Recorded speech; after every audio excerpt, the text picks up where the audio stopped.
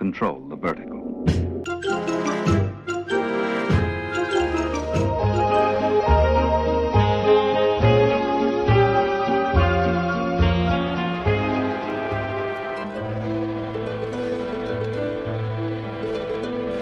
Welcome to Anthologic, the TV anthology podcast. I am your host, Mark. Anthologic is a podcast dedicated to exploring the good, the bad, and the odd of horror, science fiction, and the best of mystery suspense anthology shows and series on TV.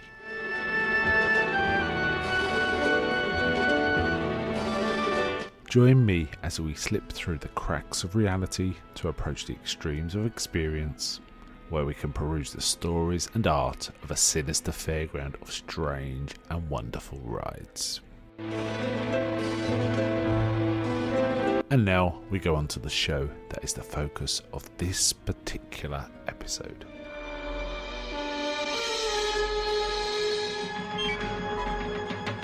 Welcome to this episode of Anthologic with your host Mark. Today covering An Outer Limits. It's an episode from Season 1, Episode 8, and it's called The Human Factor. It was first aired on November the 11th, 1963, and directed by Abner Biberman, written by David Duncan, cinematography by Conrad Hall. Conrad Hall's pretty good in these Outer Limits. Now, this is an interesting one. Also, the title, if the title seems familiar, The Human Factor, it was actually reused in a later version of The Outer Limits in 2002 for the name of an episode, but it was a completely different story, so nothing to do with this.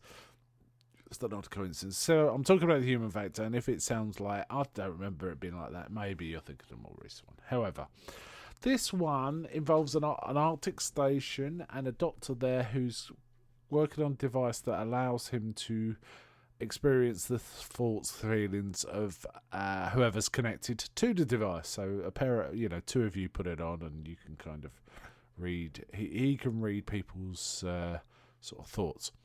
However, it works the other way. It turns out the other person can also read his thoughts. So there's a bit of transfer. Now he tries it with his assistant stroke secretary, who's played by Sally Kellerman, who's rather wonderful.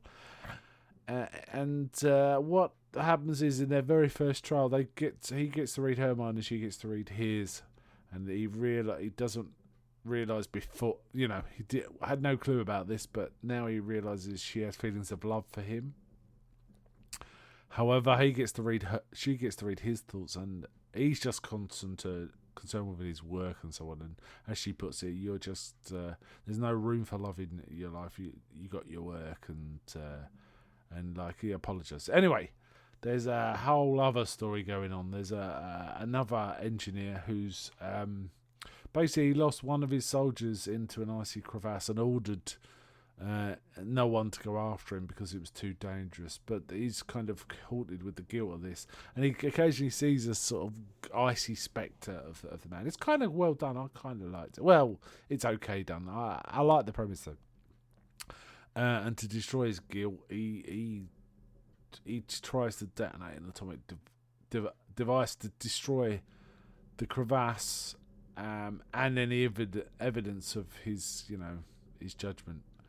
But it would also destroy the outpost because the guilt's just too much to bear. Now, the man who's been developing this technology, Dr. Hamilton, is the outpost psychiatrist, and he decides that he wants to look into this man's brain by connecting himself up to it. But during it, basically, I should have said, it's not exposed that he's doing this at this point. But when they use the brain device, Hamilton realises what he's up to when their minds join. But there's a sudden shift in the ice or an earthquake or something. The device goes a bit on the fritz. And they both kind of get knocked out by both the earthquake or movement. But when they wake up, it appears that the machine being on the fritz has swapped their minds. So now one is the other. Now, because the man who was the mad guy is now the doctor, he says that the other guy is kind of insane and thinks it's him, and whatever he says does believe it. So he goes on his way. But he acts in a way different manner to the Doctor. He's very brusque and so on. And his assistant, who, the one who was in love with him, Ingrid is her name, realises something fundamentally different. She finds some of the Doctor's notes, and she notices there's stuff about him using the mind device on this patient. She's a little suspicious, so she asks if she can go and see this other prisoner in his cell, because she's been asked to by the Dr. Hamilton. Yeah, that's a pretense. But when she gets there, she looks in the cell, sees him, but he doesn't see her. She steps away. At a point, he can't see her out of the cell, and says in a distinctive Sally Kellerman voice, who am I? And he tells her, and they sort of share stuff, which makes her know that he is who he says he is. And she intrigues an escape so he can get out. But meanwhile, the other guy's going mad, and he takes some. He says there was an incident where someone hit their head, and he on an atomic thing, and he wants to check for radiation down there. So some of the troops take him down there. While he's there, he starts picking their brains about how to remove the safety devices, and it gets more and more suspicious, a little more and more suspicious as it goes on, as he gets instructed on how to do this, because if he removes the safety device, it does become an atomic bomb, basically. Anyway, there's plenty of to-ing and fro-ing, and it kind of gets resolved in a reasonable way. I don't want to go into the specifics of the ending. However, the whole episode was okay. It wasn't my favourite of the ones we've seen, and not even near the top, actually, but I don't have any particular complaints about it. In many ways, it was kind of had the same pace as something like the Galaxy Being. That was a little slower than some of the others we've talked about. So it kind of reminded me of that, and there were some other artifacts. It shared a lot of its feel with the previous episode, Orbit. So there was that kind of stuff going on. It was okay. I have all seen all these before. This one had not stuck in my mind at all. I didn't remember it at all. There was quite a lot of ideas thrown into this one. I like the icy sort of spectre, the Shakespearean kind of spectre of guilt that was popping up now and again. And I think that was one of the tipping points where he sort of says, no, he started acting weird around Ingrid, and she thought she was talking to him, but then as she read through the notes, she realised he was seeing this phantom, this guilt phantom, which helped her sort of realise who he was. So, yeah, there was lots going on. It wasn't great, though. It wasn't great. It was okay. Interesting sort of location. Kept the sets to an absolute minimum, so I guess this was a relatively cheap episode.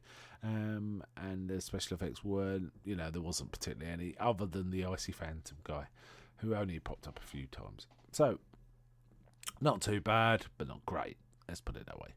Okay, so that's it from me. And may I ask, is anybody out there? I'm not.